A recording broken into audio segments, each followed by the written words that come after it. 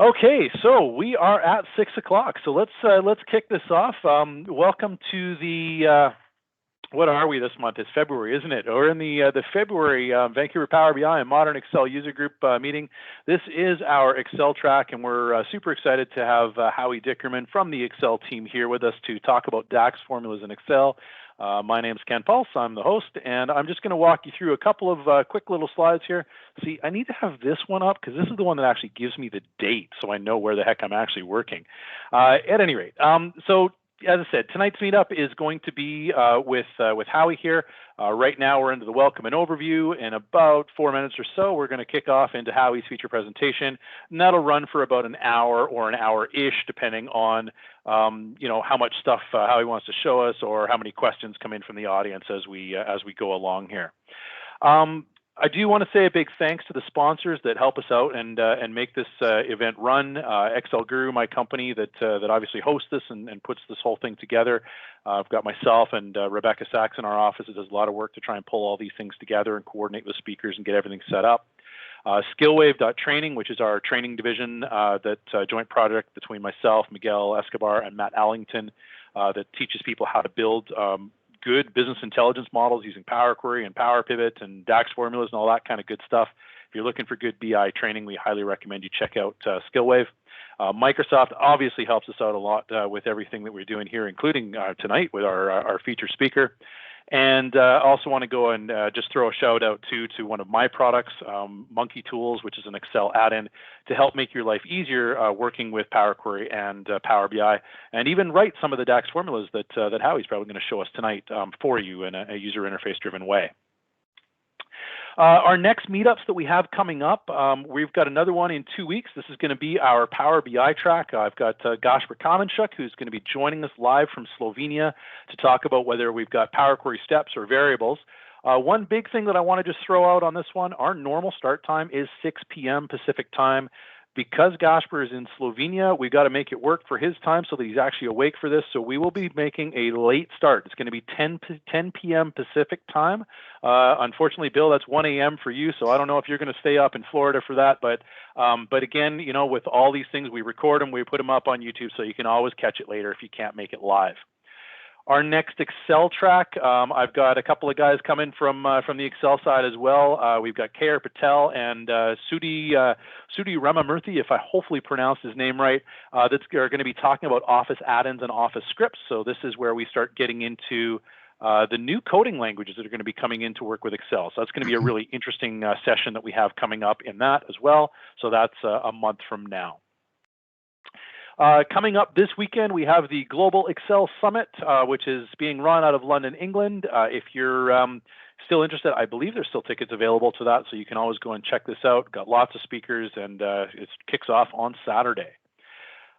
The Excel team is still interested in hearing from you. If you could take the Excel User Group survey, we are going to actually send out an email about this as well to try and get people, because I know that putting it up at the beginning of a meetup, a lot of people don't fill these things out as we go. So we're going to send out an email to remind you, but if you could participate and fill that out, they would really appreciate it. And the final thing I'm going to say before we kick over to Howie here, or penultimate final thing is, if you are interested in getting a slot to come and speak and share some of the cool stuff that you do, we would love to have you here. We do have our speakers booked up. I believe we've actually got our sessions locked in all the way up until June right now, which is fantastic. But we're always looking for other speakers. I'm actually super excited that one of the speakers that we do have coming up the next few months is actually going to be a first-time speaker new to VanPug and whatnot, which is great. We're always looking to encourage those things. So if you are interested, please fill out the survey here, and we'll get in touch with you.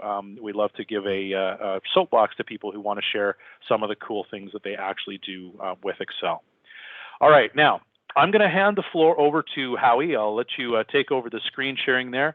I do want to just sort of throw out on this is that I will probably mute myself as we're going along here.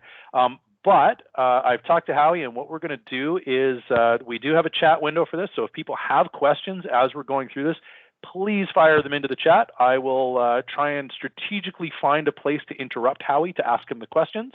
And outside of that, Howie, I would say the floor is yours, and we'll stand by for a fantastic presentation. All right. Well, thanks very much. I'm just going to figure out how to get my screen shared, and we'll be ready to go. Thanks, Should Ken. be a little box with an arrow in it Oh, if I'm yeah. correct. No, The good yeah. news is Howie's super It's good with Excel, but the tricky part is I've got this PowerPoint in presenter mode. Okay. Hopefully, you can all see the title slide there, and we'll be ready to get I can see it. You are good to go, my friend. wonderful. Thank you very much. Okay. So, as Ken has mentioned, okay, I'm sorry, I'm just got one other thing on my screen happening that I need to fix. Okay. As Ken has mentioned, I'm on the Excel product team, and I've actually been there for. I'll start out by giving you a little bit of information about me. I've been at Microsoft as a program manager since May of 1994. I worked for 5 years on a little desktop database product called Access that I'm sure many of you are familiar with.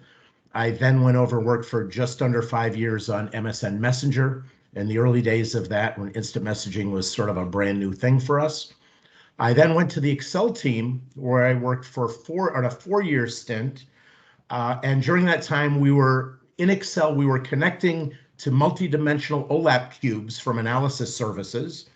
And one of the features that I wrote the spec for were the cube functions that some of you may be familiar with. And then we were doing a lot of work with the analysis services team, and I actually moved over to that team. At that time, they were part of the SQL division. There wasn't yet a Power BI organization. And while I was over there, I was part of the group that designed and implemented the DAX language. And of course, that's the same team that built the Power Pivot add-in for Excel. It started out as an independent add-in for Excel, which later shipped with the Excel product starting in Excel 2013.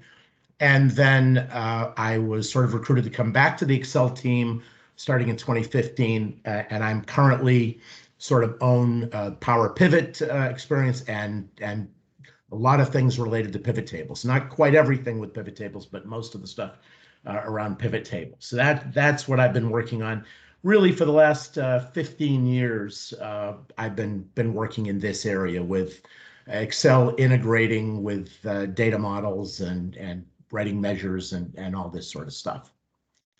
So what I'd like to talk about tonight is, and I'm going to apologize in advance. I understand that no presentation is going to perfectly match the audience because this is such a large and diverse audience.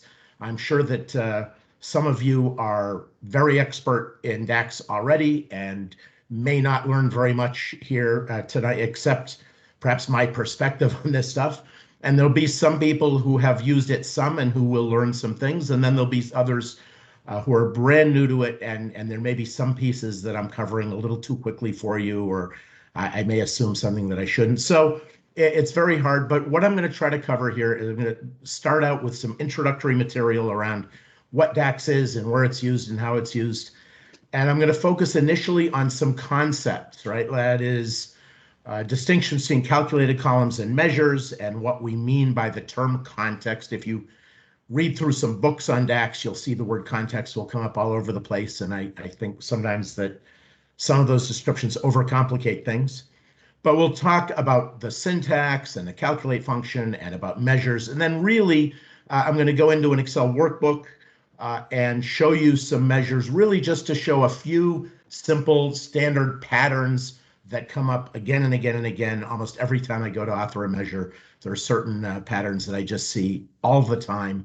And I thought I'd explicitly focus in on those just to talk about them. And with that, I'll go ahead and start in. So DAX, DAX stands for Data Analysis Expressions. It's an expression language used in analysis services tabular databases. For those who aren't all that familiar with the term analysis services, let me just explain that when you buy Office, as you know, you get a bunch of different applications as part of Office. You get the box or you get the subscription, and you get Excel and Word and PowerPoint and a bunch of apps. Well, similarly, it's always been true that if you purchase the SQL Server database product, you actually got multiple apps in there. You got the SQL Server relational database, but you also got this other database called Analysis Services. and a bunch of other tools that were database related. Analysis Services is a database product. You can install it on a computer and have a server where you install this thing. When you do that, Analysis Services installs in two different modes. You are either installing it to host multidimensional OLAP cubes, or you're installing it to host tabular databases. But on an individual server, it's always one or the other, not both. Now, you can, on a particular machine, install multiple servers. So you could put both on a bot, but each server that you connect to has either tabular or multidimensional databases on it. And that's all I'm going to say tonight about multidimensional databases. I think you don't care that much, not for this topic. But the tabular version of Analysis Services, and I wanted to mention multidimensional so you understand I'm not talking about those, but just the tabular flavor of Analysis Services is used in a whole bunch of places. For example, it is the database technology used by Power BI. So when you go to the Power BI service or use Power BI Desktop, Power BI dataset is an Analysis Services tabular database. When you're in Excel and you have an Excel data model, which you edit using the Power Pivot for Excel add-in, that data model is an Analysis Services tabular database. If you or the company where you work installs Analysis Services on servers locally, you could have on-premise database servers that have Analysis Services tabular databases. And you can deploy this in the cloud in something they call AS Azure. So these tabular databases is what we're really talking about. And DAX is a language used there and only there. DAX is not used in any other way. It's not, it is always used in conjunction with an Analysis Services tabular database. As an expression language, DAX was designed to have the same syntax as Excel formulas. We wanted to make it really easy. People who could write Excel formulas should also be able to write DAX formulas. Many of the functions are in common, are the same. But in DAX, we added a bunch of additional functions that offer capabilities that wouldn't make sense in the Excel grid, in Excel formulas. And I just list some examples here in the slide, things like navigating relationships between tables, or formulas that return entire tables, which are then used as arguments to other functions. That's something that you do see more of in Excel now with some new dynamic array features. But in any event, there's a bunch of functions in DAX that aren't in the Excel formula language, at least not yet. And DAX is used really in three places. And we're going to talk quite a bit tonight about two of those three. The third one is one you're not likely to encounter very much. We use DAX in calculated columns in these tabular models. We use them in measures, and you can author DAX queries. You can send a query written in DAX to an AS server and get a result set back from that query. So DAX is used in those three ways, and the overwhelming majority of the time you're using them just in calculated columns and measures. I'm not going to spend any time on this next slide except to just say this is meant to illustrate that here are a whole bunch of functions that they're in Excel and they're also in DAX. So just to illustrate that we do have a lot of similarity to the Excel formula language. And then on my next slide, I have some additional functions that are not in Excel. And these are examples. This is not an exhaustive list, but these are examples of functions that return a table of data. They don't return a single value. That means that you can't really use these functions by themselves to get a scalar value result that you're going to have in a cell in a pivot table.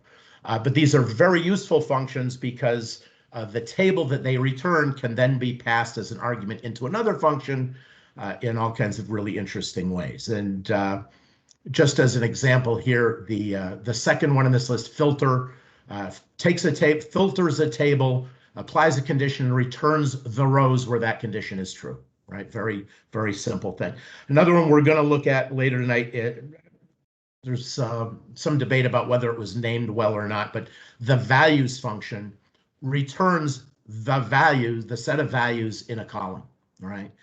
And there are a lot of times when you think you've filtered down to a single value where you still use this values function, and that's one of there's some stuff about that we're going to talk about later on in the talk tonight. But these are all functions that return tables. So let's talk first about calculated columns, and this part's easy. I think this is going to be stuff that's intuitive for all of you and no surprises here. Calculated columns are exactly what you'd expect. They're very much like the way calculated columns work just on the Excel grid. You want to use a calculated column in your tabular model or in Power Pivot when there are two cases that come to mind that are particularly interesting. One is when all the data used in the formula comes from within that same row. In other words, if I have in a sales table, if I have a price in one column, another column is a quantity, and I want to do a calculated column that is price times quantity to get the extended amount, that's a great application because all of the data that you need to generate that result is in that same row. And there's a very similar case, even if it's not in the same table, if it's in a related row, in a related table, that's also okay here. And I'll show an example of that a little later on. The other great use for a calculated column is to effectively do grouping, right? If I want to put all of my products into product categories, or if I want to do grouping of any kind, if I want to take the states of Washington, Idaho, and Oregon and call them Pacific Northwest, and if I want to take, things like that sort of grouping, I can create a column, put a formula in that column, and create groups in a column. If there's the one message I want to convey tonight to all of you anybody who's learning DAX or just getting used to it or starting out with measures and doing it, is you do not want to use a calculated column when you have a formula referring to data in other rows and other tables and data that's going to be filtered and sliced and diced. You really want to be using measures there. And you'll see I'm going to sort of harp on this topic. I know I say it in one of my slides that the single most common error that people make is they try to do things in columns rather than measures because it's what they're used to. It's easy, and I understand that because it is easier and it's intuitive and you get it and you understand it. The problem is that when you put things into a calculated column, until you refresh the tables, they don't get recalculated. And when you want things that are dynamic and that you can slice and dice, you really want to be using measures. So this illustration, I'm going to show this again later in the deck. This is just a picture of the model I happen to have in the workbook I'm going to be using tonight. So I have a workbook. We're going to go look at some things in there, and this is the data. This is just a bunch of sample data I pulled in from an AdventureWorks database. It's completely bogus, nonsensical data. But the tables there's a sales table with sales transactions. And the sales table has things like the product key and the customer key and so on. And those keys then are used to reference related tables. There are many-to-one relationships from the sales table to a product table to a customer table. The customers then are located somewhere. There's a relationship from the customer table up to the geography table, which has a list of countries and states or provinces and so on. There's a calendar table in here. And the product table has relationships up to a product subcategory and product category table. So this is just the overall schema we're going to be looking at. And so I wanted to just show that to you. So for a calculated column example, again, trivial, in the calendar table, for example, by the way, for those who haven't spent a lot of time in Power Pivot, I'll just say here that the columns with green headers on this slide are in the data, in the table itself, and then the black headers indicate that's a calculated column with a formula. And you'll see here that from the date column, I then have a formula that generates the year. The formula is very simple. It's just equals year of date. A formula for equals month of date will get me the month name. And then I've got one using the format function, format the date into, in this case, I said YYYY-MMM. That gets me a 4-digit year and a 3-character month name with a hyphen in between. The format function here is virtually identical to the text function in Excel. So this is something you've probably seen. And all we're doing is doing a calculated column. The other example that I talked about briefly is that in the sales table, and here this is a picture of the of the Power Pivot on the sales table, where we have a product key in the first column. And what I did is I added a calculated column right next to it. So I really want to know what the product name is right here. So I went off and just put in a formula, which you see in the formula bar there, equals the related product model name. And because it's a many-to-one relationship from sales to product, we can go for any given product key that's here, for any given row here, we can go and get the product name from the product table. And so that's an example that's equivalent to using fields from within the same row. It really is, from a conceptual standpoint. All right. Another thing to mention about calculated columns, just for completeness, is that you want to know that there are some things about calculated columns in the data model that are not going to be the same as calculated columns in the Excel grid. When we do a column in Power Pivot or in a data model, the formula will define the entire column. There's no such thing as saying, oh yeah, I want to use this formula for the whole column, but I'm going to overwrite the third value and the eighth value, and I'm going to change this one or change that one. The formula must define the entire column. There are no exceptions there. Individual cells are not directly addressable. I can't refer to cell B3 or I can't refer to one of the individual cells in there.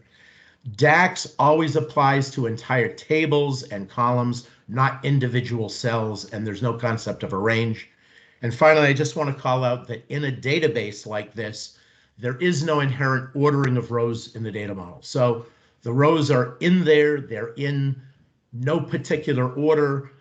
You can force them to be displayed in a particular order by sorting, but sorting is only affecting that display. The fact is that the data is not stored in a particular order within the database, sort of a database concept that's different from the way the Excel grid works. Now we get to where all of the interesting stuff is around DAX, is all around measures. First, just to define what we mean by a measure. So a measure is a named formula, and it does not inherently have any particular value until we evaluate it. And when we evaluate it, we may evaluate it for the entire database. We might evaluate it for half of the database or for any random slice of the database. And very often we evaluate that measure for a whole bunch of slices of the database all at the same time. Measures are always calculated dynamically on the fly. So as you filter things, as you slice the data, whether you're clicking on a slicer or just applying a filter or doing something else, anytime the layout of a pivot table changes here, we're recalculating how those measures for all of the cells in that pivot table. The measure formula itself is often very simple. It can frequently is just the sum of a column. And that's what in blue here, this is just saying it's the sum of the amount column in the sales table. And I've got one slide coming up in a bit. I'll just talk about the syntax here. But formulas can be very, very complex as well. It's a very powerful construct. It seems like it should be very intuitive, but it's often not. And so there are a bunch of concepts that come into play here that is brand new to many Excel users. And I'm just calling out the single most common user error that I ever see is to try to avoid measures and just put stuff in calculated columns because it's just easier to understand. But it's so much more powerful to actually use measures, but it is a little bit trickier to do. When we're defining the measure, we always talk about a measure being evaluated in a context. So here's a picture of a pivot table. I just like to talk about this. So this pivot table has in it a single measure called sales. And that measure is returning 20 distinct results here, right? So there are 20 different contexts. In the context where the year is 2001 and the product category is accessories, the measure returns a blank, a null value, equivalent blank and null. We like to use the term blank rather than null. Those with database backgrounds will say, well, it's the same thing, it's just a null. But database semantics say that a null cannot be operated on. So you can null plus 5 equals null. In Excel, though, a blank plus 5 equals 5. Blanks are treated as 0. So really, I'll be referring to these as blanks. And you have, so this is one measure. It gets evaluated for the combination of all the different categories by the different years. And just to call out, in the grand total column or in the grand total row, for example, the bottom, the number in the middle and the bottom, the 9,517,000, that is that measure evaluated in the context of the year being 2003, but for all product categories. The grand total column on the right, that context is for all years. It's not the sum of the individual years, it's for all years. Now, some measures happen to be additive and the total will be the sum of the detail, but there are many measures where that's not the case. For example, if I were doing product ratings, the average rating over a period of 10 years is not the sum of the ratings for each of those years. So some measures are not additive. So each context, you have a different context for each cell in the pivot table in the values area. And it's really all of the different coordinates. In this simple example, it's just a product category on the left and a year up on the top. But you could have multiple fields on rows and multiple fields on columns, and you could have filters and slicers, and the context can actually get fairly complicated. Think of the context as just a slice of the database. And for each slice of the database, we evaluate the measure. Just a quick terminology piece here, the terms that I use every day, and I'm not sure how much they're used outside of our house, so I thought I'd just run it by you.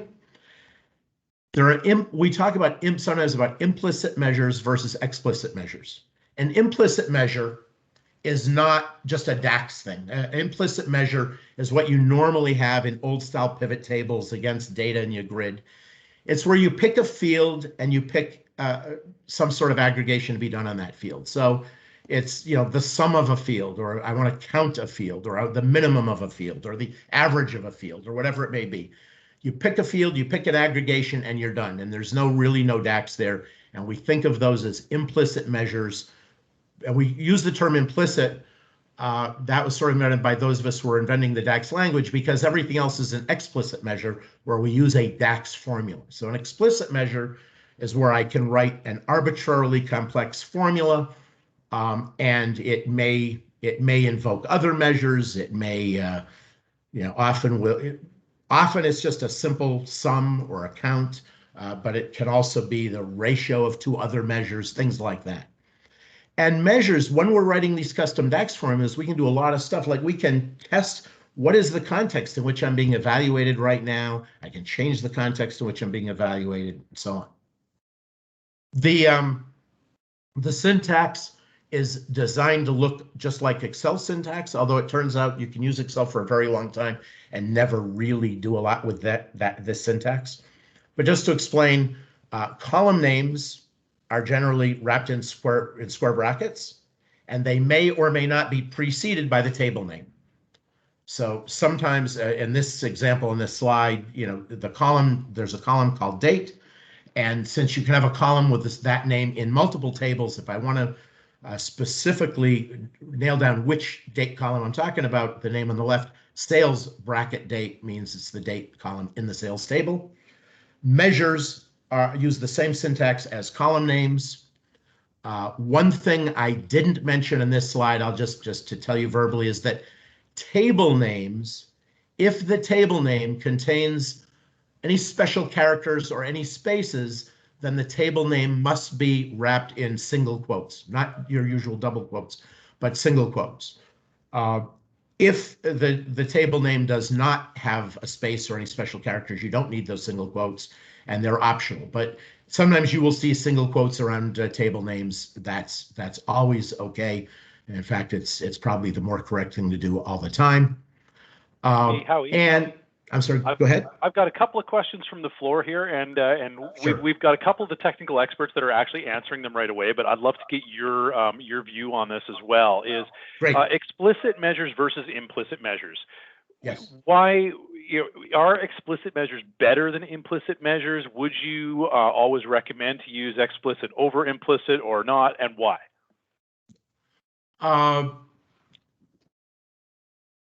Okay, I don't think there's any no particular advantage one way or the other, and that's changing.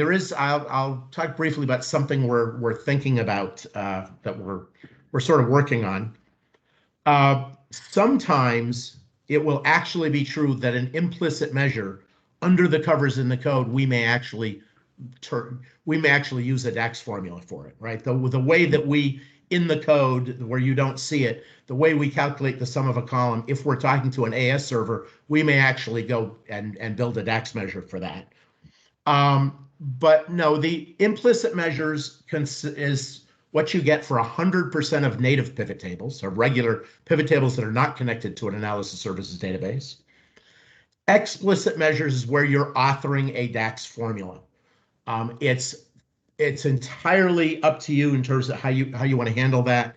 I think that if I'm building a model, well, how would I say this? Here's the thing where it really comes into play has to do more with what happens when you drag a field into the values area of a pivot table. That's really what this is about. If I just drag a field, when I am connected to an AS database, other than the data model, we did something very special with the data model. So when I am connected to an external AS database, I can't drag fields into the values there. People try and they complain about it all the time. You'll get an error message telling you, oh, you can't drag that here. You can only drag measures that were defined in the database into the values area. With the data model, what we did is we provided some additional functionality where if you dragged a field into the values area, we would just go ahead and do the thing we assume you wanted, which is we would create an implicit measure for you. And we would, if the field is numeric, we'll assume you want to sum it up by default. And if the field is non-numeric, we'll assume that you want to count it. And we'll create, count of field or sum of field automatically for you. And we do that because with the data model, Excel, we know you're the only user of that database. You're not sharing it with anybody. It's part of that workbook. It's stored in the workbook. So we can, with impunity, go and modify the data model and add a measure to the database. The problem is that when I connect to an external AS database and I just start dragging a field, we can't start, first of all, we don't have permission to modify that database, so we can't go add measures to it. And also, if we added measures to it willy-nilly, now all the other people with whom I'm sharing the database, they'd start seeing the measures that I've added, and I'd start seeing theirs, and you'd have a lot of confusion there. The solution for that, and what it does exist in Power BI Desktop, and this is the thing we're looking at in Excel. I think it's going to happen, but I don't want to. Yeah, I know this is being taped, but don't. I'll deny that in fact, in spite of being recorded. The fact is that what gets done, the technology we can use is to do, we call a client-side measure, a client-side. So if somebody drags a field into the values area, what if we define a measure and just attach it there on the client side to the pivot table? And then every time we query the database, we just send that definition along. And so we don't need permission to modify the database. We're not modifying the database. We're just sending along some information that says, hey, when you do this evaluation, database server, please do this evaluation as if we had created another measure. And oh, by the way, it's going to be, it's going to be this aggregation in this column. And that is what Power BI Desktop does, and that is something we're hoping to do. But right now, that doesn't work. Right now, the only way you can drag arbitrary fields to the values area is if you're connected to a data model. And I don't, anyway, I got on a tangent there, but it's a very related topic. There shouldn't be any disadvantage or advantage to the end users though on this. And you said, was there another question, Ken? No, that was pretty much. Although, you know what, I'll ask you one that I've always wanted to know on this one here, because I mean, you know, personally, I vote for explicit over implicit just because I get the ability to actually define my default formatting and carry that across measures. And if I make a mistake and fix it, I know it fixes all my pivot tables. But the question I always wondered on this thing is why, when you guys actually built this, and being that you're one of the engineers responsible for it, why not just build an explicit measure when you drag something into the values area and let it go? Because behind the scenes, if you actually unhide these things, they are actually writing the DAX formula. So it seems like it would have been a choice you could have made, but you obviously chose not to for some reason. Well, the thing is, the original design on the Excel side, at the time they originally were doing this in Excel with the data model, I was actually in the AS engine side, and some others were on the Excel side. They were trying to make it look exactly like native pivot tables. And they were trying to say, remember that when data models shipped in Excel 2013, not everybody had Power Pivot. Power Pivot was only available in certain SKUs. They wanted people who bought, you had to buy the more advanced, the Pro Plus SKUs in order to get Power Pivot, but everybody had data models. And so they wanted to make it possible you could put data into the data model, and you could drag fields and build pivot tables. And the idea was they weren't going to require people to learn all about data modeling and all that, because they might not even have the data modeling editor, the Power Pivot add-in. And so they were trying to hide as much as possible and have the experience just be the same as it was for native pivot tables. And so that was really the focus in 2013. And then later, 2016 went out, and then a little bit later, we eventually managed to convince the marketing department that we should really provide Power Pivot with all SKUs of Excel. And now all the subscriptions and everything from 2019 forward has Power Pivot in it, but it wasn't in all versions of Excel. I do happen to agree, if you're doing data modeling and you're in Power Pivot and you really know all that stuff, then consistently define everything is completely fine. But if somebody is just building a model quick and dirty, trying to do some analysis, and they want to get some calculations done, there's no specific performance win or anything like that by using one over the other. But you're right, you do get to define some things like formatting if you're doing it in the editor. Cool stuff. Thanks, Howie. I don't see any other questions, so okay, I'll keep going. Great. There you go. So the next thing I wanted to mention are some functions that are in DAX. So we do have the Excel functions of sum, average, min, max, and so on, but the DAX version only accepts a single column argument. In other words, I can go sum of a column, and that's it. We don't support referring to individual cells or ranges, and you can't go in, in Excel on the grid, you can go sum of, you can do an arbitrary list of different ranges and all kinds of things that we don't support here in DAX. And we didn't want to change the signature of that function. So instead we introduced a set of other functions which all have the letter X in them: sum X, average X, min X. And these functions all take two arguments. The first is a table. The second is an expression. And I mention this just because this will help you to understand the examples I'm doing later, in particular for those who don't already know this. What this does is, let's take sum X of table, comma, expression. What it does is it looks at that table, it evaluates the expression for each row of the table, and then adds them up. Average X evaluates the expression for each row in the table and then averages them. So we do the aggregation of a set of expressions where the expression is evaluated once for each row of the table. Where you can get really clever with this, and you'll see this in one of my examples, is that table doesn't have to be a base table. It can be a filtered table or a calculated table. So it's very useful. These functions, these aggregation functions, because we're evaluating something for each and every row of a table, means that it scans the entire table. Because of the way tabular models work, the database is loaded up in memory all the time. And scanning a table is actually very, very fast. I've seen demos where we've scanned many millions of rows and aggregated multiple columns with sub-second performance. It's really, really, really fast. But Nested scanning functions is not. And let me explain why. So let's say that I write a formula where, and by the way, the filter function also is a table scanning function. So doing filtering and aggregation and so on. Here's the thing. Imagine you have a table with, let's say, 1,000,000 rows. I can scan that 1,000,000 rows pretty quickly. But now it's very easy to write a formula that has bad performance, because let's say what I want to do next is I'm going to write a formula. Maybe I'll do it in a calculated column or something. And I'm going to say for each row in this table, I now want to scan the entire table to compare those other rows with this one, right? I'm going to scan, so now I'm not scanning a table 1,000,000 times. What I'm doing is for each row, I'm going to do the entire table scan. So now I'm doing 1,000,000 times 1,000,000 table scans. Yeah, and that's not going to have really great performance, right? So if you can avoid it, depending on what algorithms you're using, as you're writing your formulas, you want to avoid doing a table scan and then while you're in the row of the table to also do another scan of the same table, especially if it's a big table.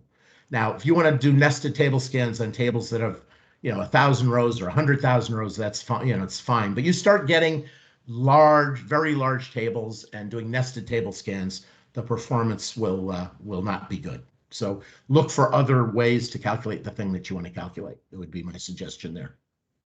The calculate function is used to change the context in which an expression is going to be evaluated.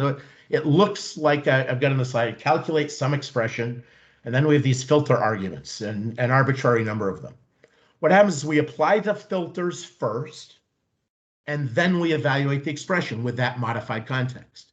So if I want to do a calculation, but before I do it, I want to change the year or change the country or change the product or change something about the data, this is where I do it. I can add filters, I can remove filters, all of that. So this is a function that we're going to use quite a bit.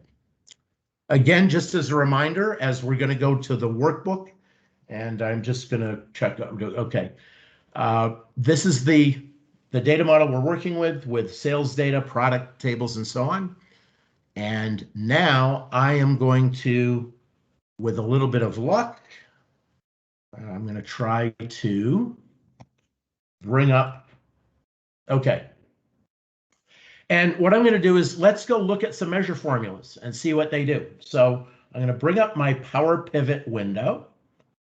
And the first thing, actually, before I do the measure, I'm just going to show you two columns just because we can.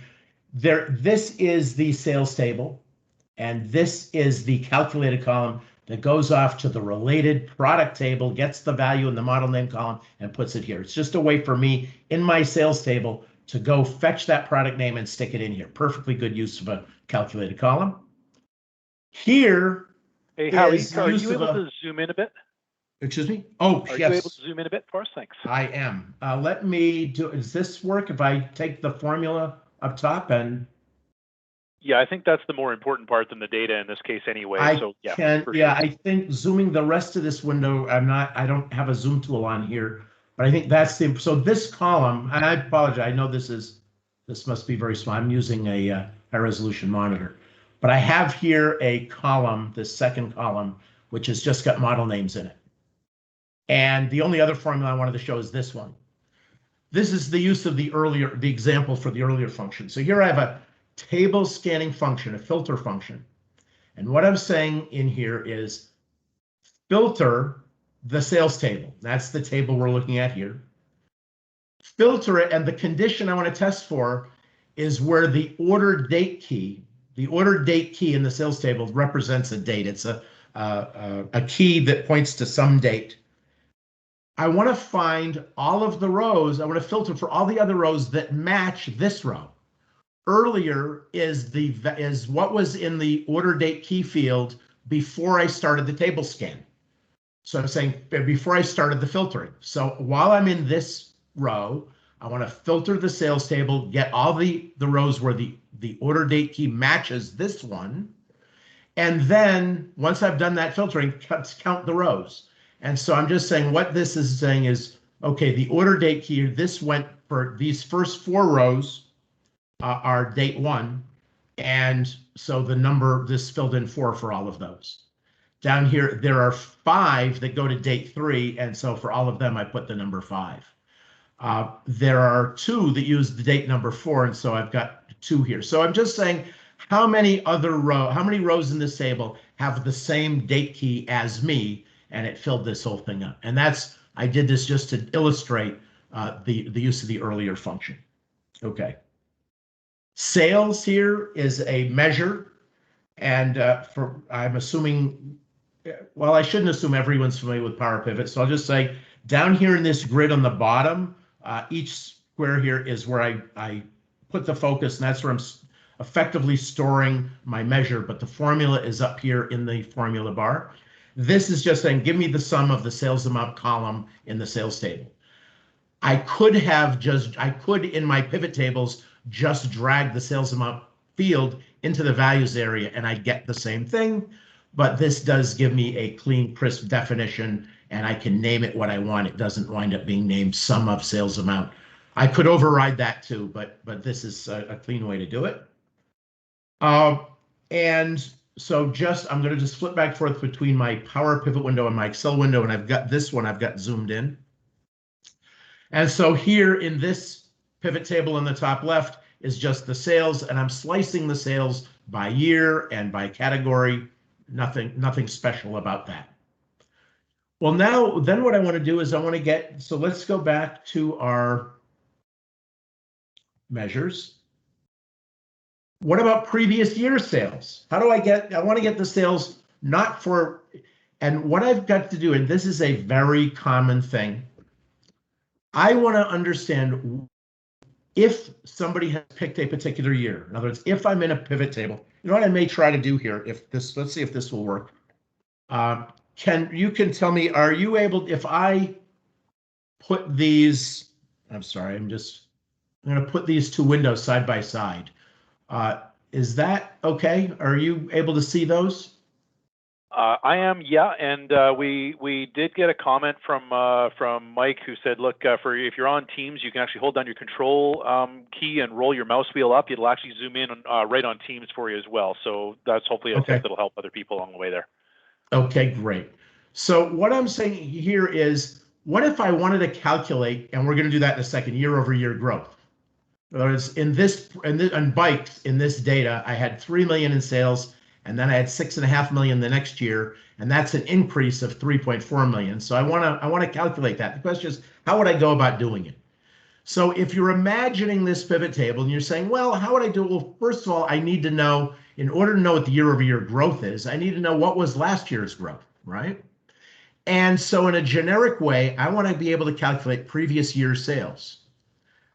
The line here that matters is this middle line. I'll make it bigger here. Just this second line of the formula says calculate the sales, but before you do, change the context and change the year in the calendar table to be the current value for year minus 1. So take whatever the year is, subtract values of calendar year is the current value of the year, subtract 1, make that be the calendar year, and then in that context, calculate sales. And that will get you the prior year's sales.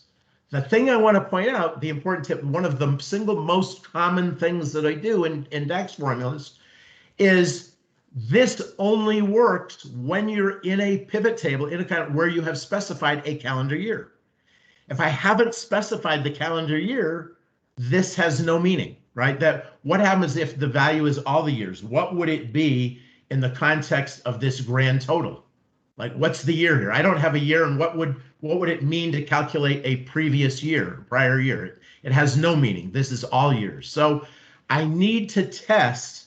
I very frequently, when I'm checking what is the value of something, I want to check that there is only one value. There is an error message that you will get if you try to use the, I'm sorry, I've got to zoom that again.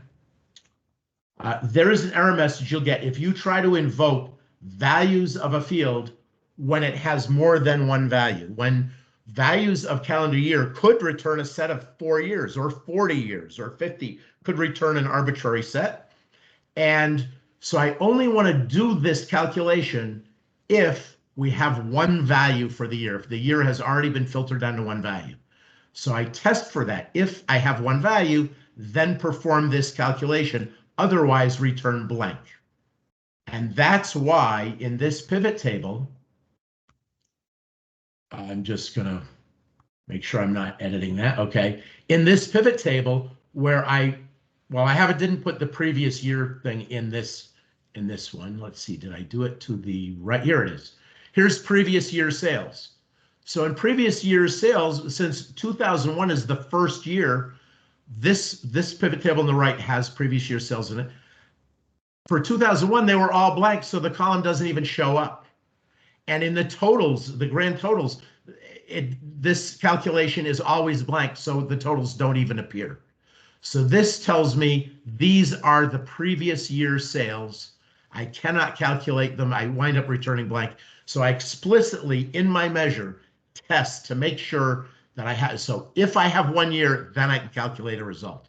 But if I don't have 1 year, I can't. And that's why some of these other numbers have not shown up. So that's how we do previous year sales.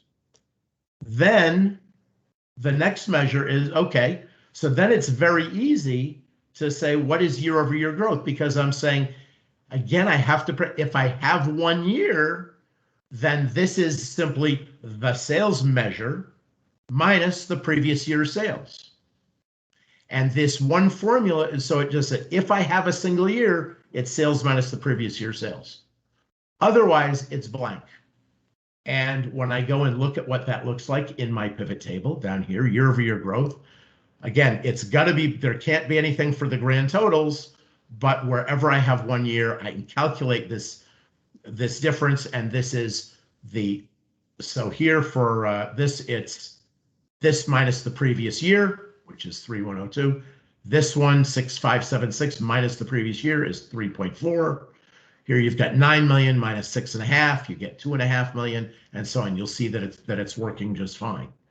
And so the first very, very common thing that you'll do is the beginning of many, many measures. I say, if you have one value of something, then you can do the calculation. Otherwise, you can't return a blank. And then I just thought I'd show another thing is I could have done division. The year-over-year growth percentage is the division of year-over-year growth divided by the previous year's sales, right? How much did I grow as a percentage of the previous year's sales? I could have written this as year-over-year growth divided by previous year sales.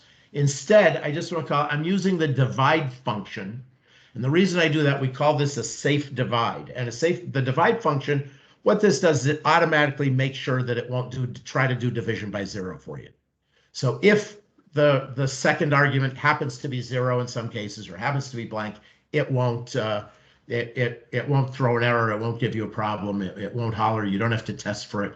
I don't have to say if previous year sales is bigger than 0, then divide, year over year growth divided. I can just use the divide function. And again, that one we'll go back and look at that. And this one I formatted as a percentage. And so here we go, year over year growth as a percentage. And sure enough, and just to sanity test that this looks about right, I have growth of about 3.1 million. I'm sorry, of 3.4 million over in 2002. I have 3.4 million divided by the previous year's sales, which was 3.1 million. That's about 112%. That's what I expected to get. And I show these as percentages, right? Let's go to a different set. Before you do that, Howie, I've got another Yes. question from the floor for you. And I've been having a conversation back and forth with Jennifer here about this, and I think this is kind of an interesting one, is why is it when you're in Power BI and you drag a field that has text values and put it into the values area of visual, it comes back with a first of or a max or min or whatnot and returns the first or last value? But in Excel, what we get is we get a count, and there's no implicit way to change it to actually get the first or last textual value from that. You have to go and write DAX to do it. The aggregations that we support in implicit measures right now are There's a set of, I think it's roughly 8 or 10 of them, and there's sum, count, min, max. We don't happen to do first and last, although I think that's a great idea. We have average, we have some standard deviation, we have variance. There's simply a set that we've had, and we've had them in Excel for more than 20 years. There are people in this meeting who probably know even more than me about exactly what that list is and how long they've been there. We default, what we do now you can change that. You should be able to change things to something that makes sense. Certain aggregations only work for numeric values, right? I can't add up a set of names. I can't add up the country names, for example, but I can count them. There are some aggregations that are that you do have in Power BI Desktop that we don't yet have in Excel, and it's high on our list of requests to add them. For example, distinct count and median are two that come to mind. I hadn't heard a lot about requests for first and last, but those seem like perfectly valid. We do have min and max. Unfortunately, min and max only work for numeric values. You can't, you have to actually write the DAX formula yourself, but min and max are the formulas that you actually use. And I mean, that's the irony. So it's just like the option's not there if the column is based on text. So I think that's the point. It would be awesome to actually add those. And I mean, my Monkey Tools add-in does it, but people shouldn't be having to get that in order to do it, right? So right, yeah, no, I think that, and we're happy to, I think that we are going to be doing some enhancements. And I know that high on our list is adding things like the really common ones that people want are things like distinct count and median, first and last. Now, first and last, first and last as min and max makes sense. So I'm just thinking first and last, not meaning min and max, but meaning in an ordered set. The problem there is you need a database to be ordered, and of course it's not by default. Right. But yes. It would seem to me that we could make enhancements to make that work. Cool.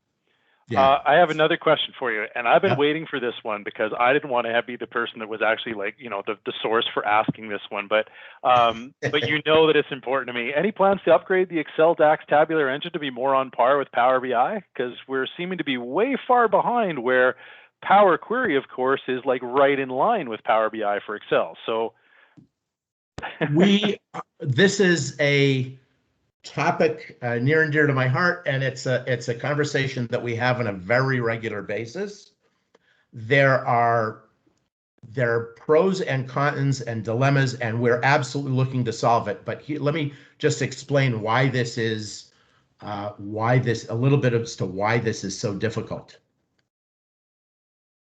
Well, first of all, we are looking to upgrade. The answer is yes, we want to do that. However, there are some interesting dilemmas here. First of all, there's some incompatibilities between the newer ASA. You know that the analysis services engine team, the team that builds the analysis services database engine, they are part of the Power BI organization, and they are running analysis services engines in the Power BI cloud service.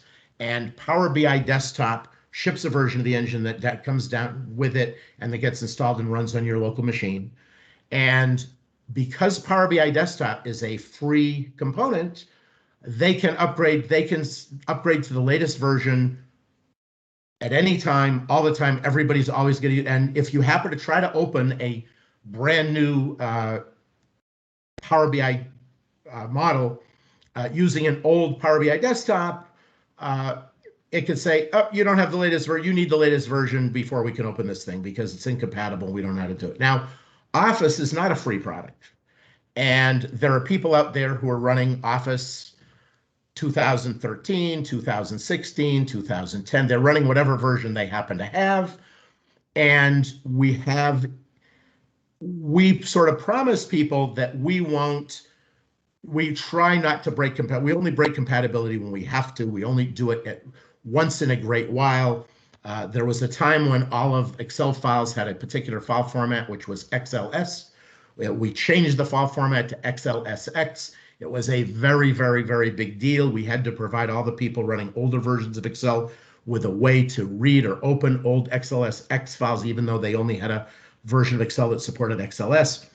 we start getting into these incompatibilities. Can you imagine, I mean, I work at Microsoft in Seattle. Down the street, we have another big company, Boeing, and they probably aren't running the exact same version of Excel that I am. And yet, if I want to communicate with an engineer over there, I want to send him a workbook, he needs to be able to open it. And when he sends it to me, I need to be able to open it. And it would be awful if somebody mails me a workbook and I go to open it and then it says, oh, sorry, I don't understand this data model. He's using a newer version of Excel than you are. And so we have to deal with this forward and backward compatibility problem. We can't just rev it whenever we feel like it, because we can't force everybody to upgrade. Now, let me just say that someday it's our hope that everybody will be on subscriptions of Office 365. And when that happens, then we can do it easily. We can say, we just upgrade everybody to the latest and greatest version, and everybody's got the same stuff, and we're then in the same world that Power BI is, but we're not there yet. So that's what makes it difficult. I will say the other thing that's interesting is that the AS engine runs on Windows, and we can run it in our server farms but there's also a lot of demand for Mac for having data models or Power Pivot or something like it, or Power BI Desktop or something like it running on a Mac. And we've committed that as we add features to Excel, we want very much to provide those features on all the platforms, and not just a Mac, but you start talking about iPads and potentially other types of devices. And so we want to solve that problem sort of at the same time if we can. So we're trying to figure out different ways we might be able to accomplish this, and some combination of services and upgrades of components. So it's something we're thinking about a lot. But so I certainly understand the question. Does that answer it? I think so. We got a great suggestion from the floor from Jennifer. She suggested that you could solve this problem by making Excel free like Power BI. No problem. Then you're good to go, right? You don't have to answer that. That would be one thing. Yeah. So, it's always interesting. There are versions that are free, right? We do have consumers can go and use Excel online. But yeah, it's a whole interesting problem and a whole interesting space. Okay. So I told you at the beginning of this, Howie, that you got fans. We love the product. We just want to see, more and more, yeah, right? So I don't blame. These are great questions, and they're perfectly reasonable asks. I can't, I'm not disputing any of them. I'm just trying to explain why we didn't solve that one like 3 years ago, right? It's got a lot of complication to it. That's all. Okay, so let me then dive in. So here's an example of another thing that you'll see a lot. So I mentioned the SumX function. So here's a case where, and I picked an arbitrary thing to do in here, but SumX takes two arguments. The first argument is a table, and I'm highlighting in blue there, the table. And the second argument is the expression you want to add up. So you're going to evaluate some expression for each row in the table and then add up the results. Here, my expression was super simple. It's just give me the amount from the sales amount column. Just give me that number.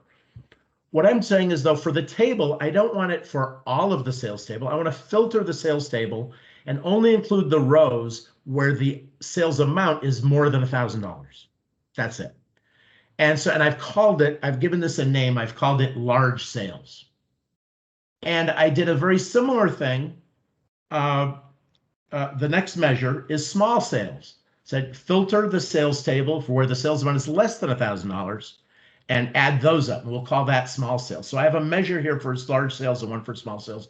My point in showing this is just to say that doing an aggregation over a filtered table is a really, really, really common and really useful construct that I think people will wind up using all over the place.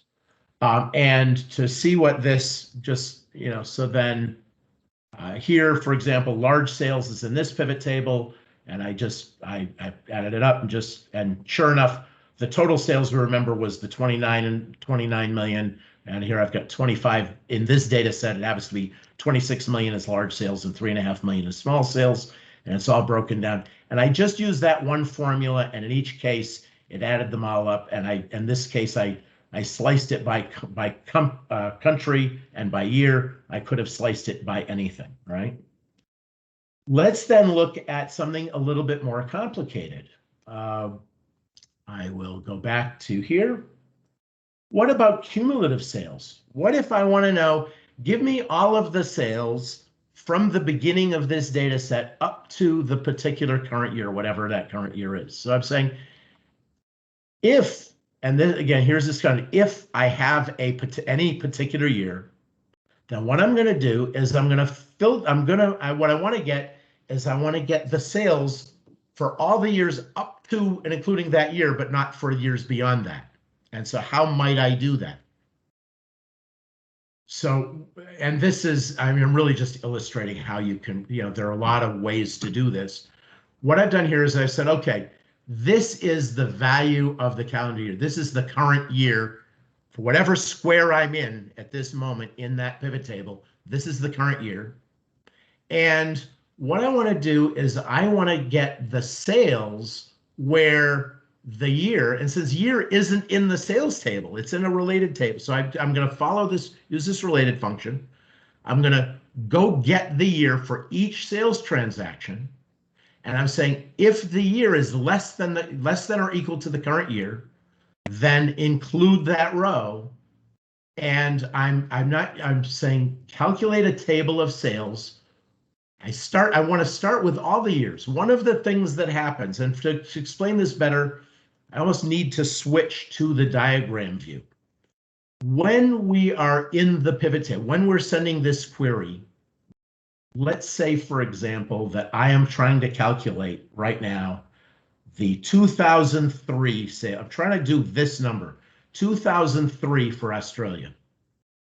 Well, the problem is that in my model, when I go to the model, because I've picked a particular year, here, 2003, we get automatic, one of the things about Power Pivot that makes it so powerful is that we get automatic cross-filtering across these relationships from the one side to the many side.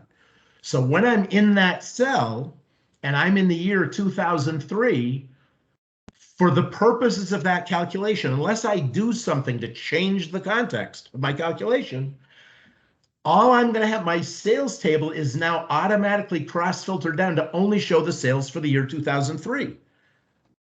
I cannot get cumulative sales. If all I have in here is 2003, what I want is 2001 and 2002 and 2003.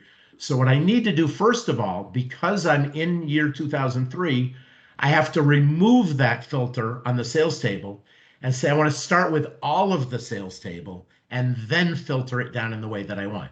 And so that's what I'm doing in my formula, which I will, I gotta control zoom it again here. So what I'm doing here is I'm saying take all of the calculate tables. It's like calculate, except it returns an entire table. I'm saying calculate the sales table for all years, so all of calendar years. So I'm removing any filter on year.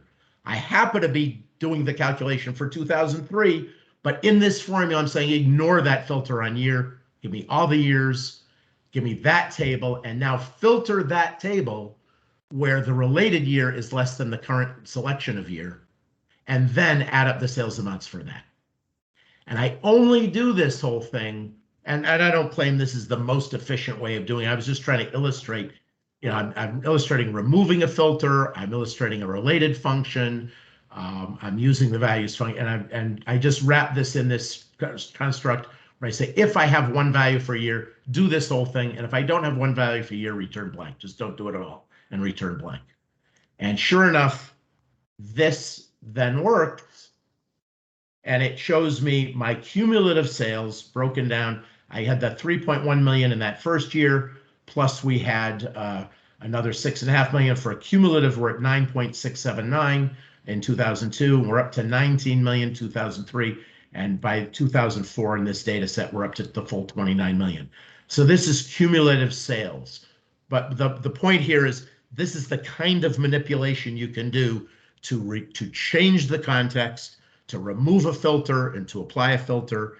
And I wanted to point out that context was there. Okay, I've run over a little bit. I think I'm very near the end. So I'll keep going a little bit if people don't mind running a little long.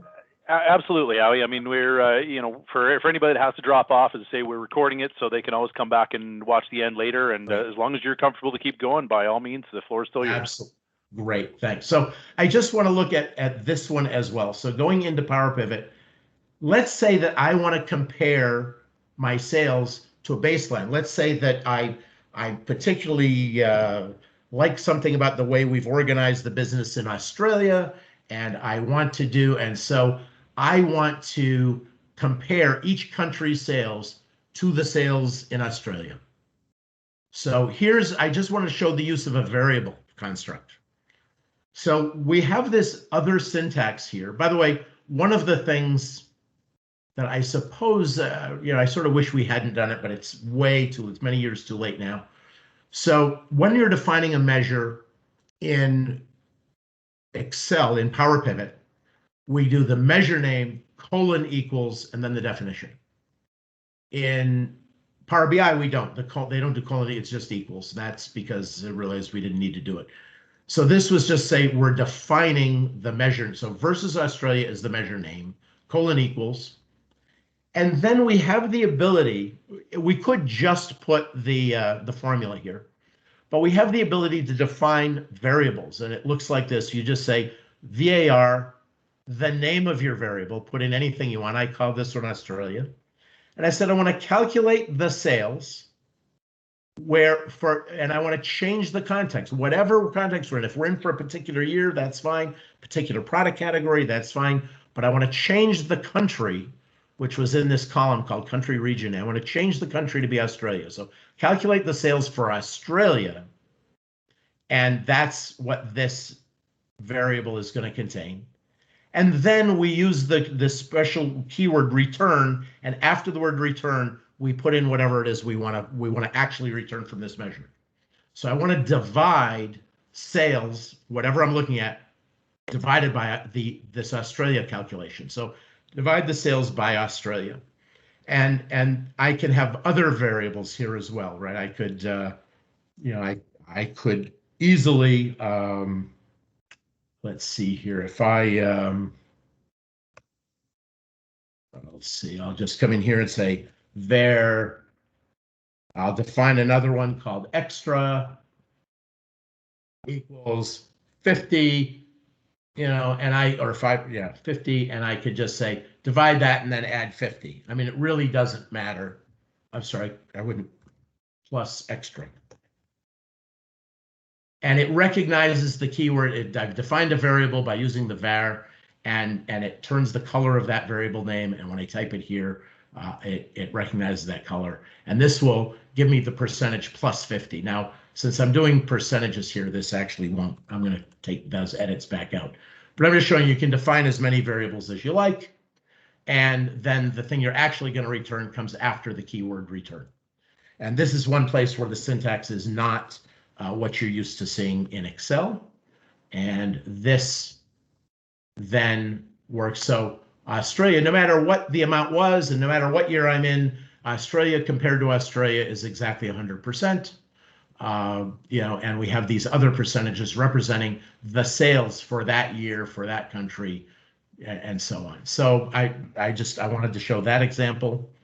And I think what I'd like to do here now is to go back to, let's see. So let's go back to the slide. So just to a couple of the examples that we went through today, we can test for a single value before using the values function. If has one value of some column, do whatever you want using values of that column, else return blank. And this was the example we had previous year. Sales was the example I had of that. We're aggregating over a filtered table.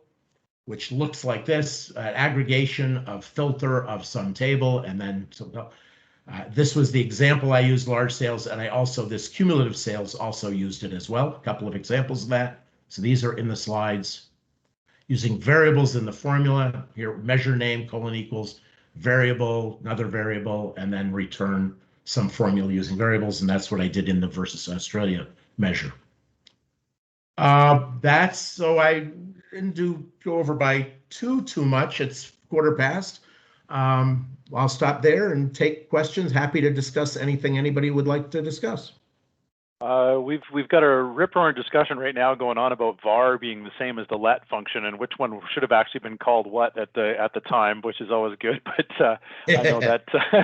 Okay, so var. Remember that var was added to DAX, which is only in analysis services, and that this is independent. Oh, are you saying I'm thinking about the new let stuff in Excel forms, which is different. You're talking about the stuff that the Power BI guys added more recently, which is also has a let, right?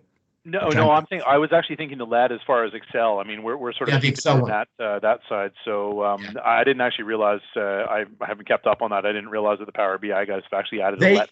I believe, I'm not as certain, but I think there may be, the Power BI guys may have done something else there as well. But in any event, Excel, this is where DAX and Excel formulas, have diverged some. There's a bunch of new stuff in Excel around lambda functions and let and all that, which is not in DAX. And there have been some things added to DAX by the Power BI guys that I'm not as familiar with in more recent years, because I haven't been on that team for a number of years. Yeah, there are so many ways you could do these things. At some point they just had to choose, and they went ahead and implemented something, and then we have what we have.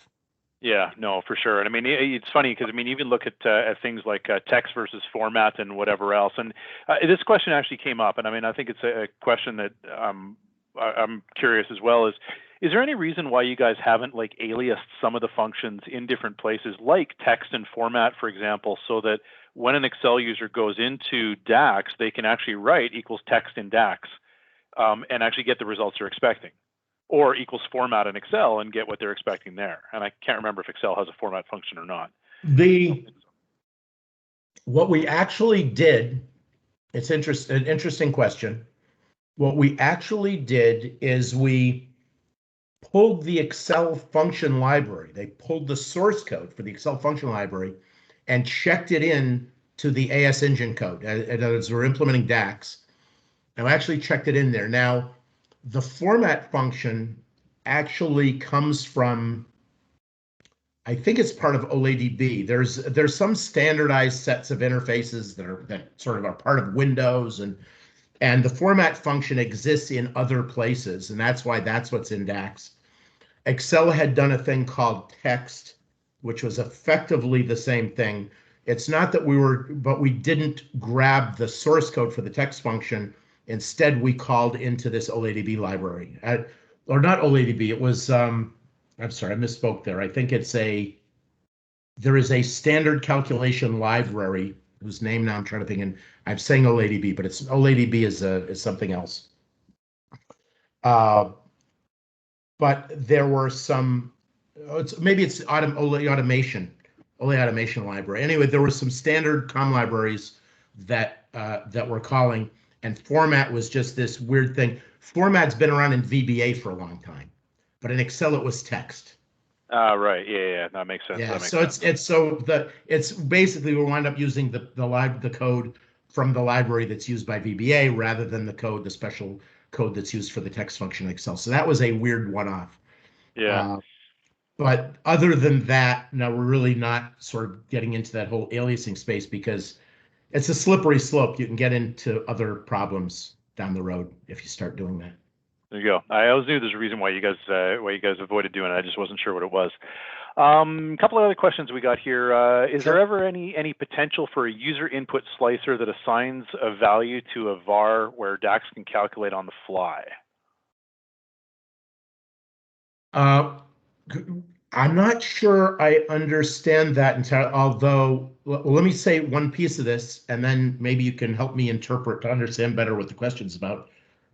I don't know of a way to bind directly to variable, var index for sure, but you certainly can do a lot of very clever things with standalone slicers. You can create a slicer that's standalone, and then in your measure formulas in DAX, you can test for the values of the column that are bound to that slicer, so you can see which buttons have been clicked and do all kinds of things. So you can let slicer buttons control how the DAX is evaluated, how the measure is going to be evaluated, but I don't know of a way to bind it directly to something in a variable.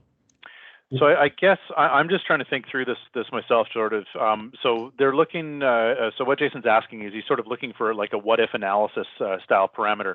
I guess what I'm wondering with that is if you actually end up hooking a slicer to a disconnected table, you could use a DAX formula to retrieve the values that have actually been selected from the slicer in order to be able to then feed that into another calculator, something along the lines there is what I'm thinking. Yeah, you could absolutely do that, but that's not binding it to the variable. But I can certainly create a little standalone table that's not related to anything else and have a slicer based on it and put in there the half a dozen values I want to display it on my buttons. And then I could check for what are the values of that column. And based on that, do virtually anything. I just can't bind it directly to the variable. We're in the DAX, we can check what are the values in a column. We're not talking directly to the slicer. We're talking to the data that the slicer is based on. You go. Jason, hopefully that answers your question. If it doesn't, if you want to throw something else into the chat or come online and chat, I'm happy to do that. John's got a question. He gave us the thank you, so hopefully that's good. John's got a question. Are they going to make it so that we can have a better way to do parameters similar to the way you can do with MS Query and prompts? We may need some more clarification on this one too, John. This one, your parameterized queries are incredibly powerful, incredibly useful. I don't disagree. Seems like a bit more of a Power Query, and there are parameters for queries in Power Query. So I'm trying to understand what the tie-in would be though with the model with the DAX. Yeah, it's a Power Query question. He's just sort of clarified there. So so I can handle that one. I mean, you a better user interface for it. That's a great question. I can tell you right now that Howie's probably not the guy for this question, but I'll tell you what I'll do is I will see if I can actually get one of the Power Query guys for one of our future meetups, and maybe even Guy himself would probably be the right guy to ask that question too. Guy Hunkin would be the right guy. Yeah, he would be perfect. It's funny, we joke all the time because Guy, that guy's name is Guy. Yes. And then there was another program manager on that very same team, also named Guy, and they were both very tall. And we used to the short guy was like 6'4". But anyway, so we used to talk about the short guy and the tall guy. But anyway, yes. I think improvement Power Query. I can say this, that Power Query has turned out to be an incredibly useful and incredibly powerful component. It's being used in more and more places all the time. We're using it with more and more data sources all the time. There will be lots of enhancements made to it over time. I can't tell you which ones when, but I think you're going to see Power Query in more places and doing more things. And I expect the UI to improve over time and for them to be adding things to it all the time. I don't know where, this particular request for improved parameter UI, where that would be in their prioritization list, that I don't know. But I do know it's an area that's getting a lot of investment. Yeah. Another question now. So this is an interesting one. So are there any plans to open the data model in Power Pivot to work with external tools like in Power BI? So the question is thinking about like calculation groups and tabular editor, for example. Now, I can say to some degree on this one, I know that the data model has a certain amount of flexibility that is open for external tools to use because I can read from it and get certain components out of it. But I'll certainly say that it's not as open as a developer as I would like in order to get into it. So I think you're going to see over time, and I can't promise anything here in terms of when or exactly what it's going to look like. We're still very much figuring it out. But I think I can say that we have a general desire directionally um, to get to where we're using more of the Power BI stuff in Excel. The more recent versions of like the AS engine and more recent newer versions of components, newer versions of client libraries, so that the kinds of features that you see being added to Power BI, so that those same kinds of features can be available to Excel users. I think you're going to see more of that over time. I don't think you're going to see it super quickly, but long term, there is a push to be closer and closer together with Power BI. We are, after all using the same AS engine, and just Excel's using an old version of it, and we want to be going to a newer version of it. And we'd like to standardize and be sharing. We'd like to have more shared code instead of having the private version of the engine that's for Excel and a private version of a client library of MSOLAP that's just like the one Power BI uses, but a little bit different. We did a lot of customization and specialization when we first integrated this stuff into Excel, and now we'd like to get away from that customization and specialization and go to using the public standard for the AS engine and the client libraries. And as that happens, a lot more of this will be possible. So.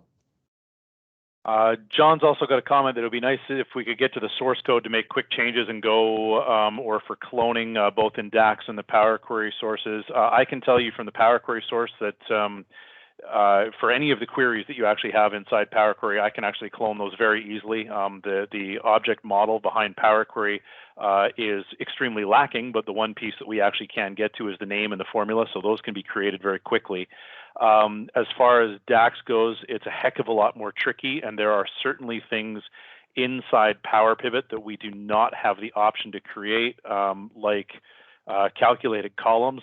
You know, Howie, if you could give me one thing for Christmas next year, it would be the ability to create a calculated column on the fly using code, or unhide and hide. You're looking for it to add the Power Pivot stuff to the object model. You're right. Again, what happened there was the object model in Excel exposes the things that all the Excel users got to, which was a data model. But because Power Pivot wasn't in all the SKUs, they didn't at that point add the Power Pivot stuff. And certain things can only be done in Power Pivot. Calculated columns is one of those. Creating relationships is another. No, creating relationships we can actually do. Okay. But hiding and unhiding columns you cannot. Okay. So yeah. So it's stuff that you could only do in the Power Pivot UI, and I think I understand that ask as well. It's just they didn't add those things into the object model. Of course, a lot of the object model work that's going on now, and I saw it's one of your upcoming talks, is the problem with the VBA and the COM object model is that it's not cross-platform, right? It works great for people running Windows machines, but for people running a Mac, for doing things on the web, doing things cross-platform. And so we really are moving toward more JavaScript and JavaScript APIs and JavaScript object models and enabling JavaScript macro recording. And that stuff is all very much in our roadmap, and we're doing it. Now it's not all there yet, and there's lots more to go, and it doesn't, get into the data modeling piece yet.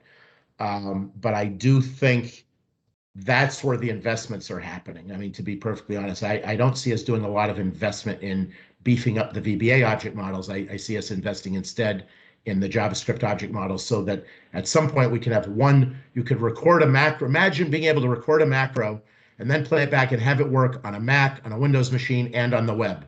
Well, we can only do that with the JavaScript approach. We can't. I'll just throw you a counterpoint on that one, Howie, and that's awesome, and it's a wonderful world to get to and everything else. But right now, Power Pivot doesn't work on a Mac. Power Pivot doesn't work in the web. So quite frankly, those platforms are dead to me anyway. I just want the VBA version because that's where it works, right? I understand. So, no, I can't argue with that. I completely get that.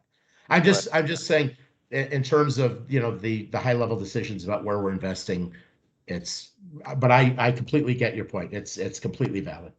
Yeah. So, anyway, I don't actually see any other questions in the queue at this point. So I think at this point what we'll do is I'm actually going to I'm going to stop the recording now, and we'll Okay. we'll put this guy to